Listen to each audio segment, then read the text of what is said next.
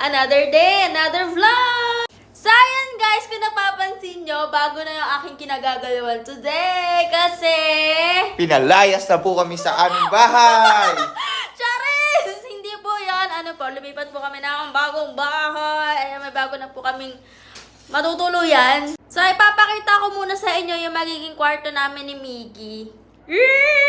Gusto mo yan? So, ayan guys, papasok tayo. Makikita nyo agad si Caitlyn na nagsusuklay. Bagong Liga Fresh yan. Tapos, ito yung magiging kama namin. Wala pa kaming pambiling kutsyon. Baka naman. Baka naman po sa mga bibenta ng kutsyon para di na po ako naka-folding game.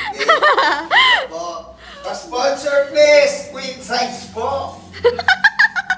Yung mga pader, balak namin papinturahan kaso hindi namin alam kung ano magandang kulay. Comment nyo na lang sa baba. So, yun, hindi ko na kayo maliliwad dito. Update ko na lang kayo next video. Bye! Subscribe naman dyan.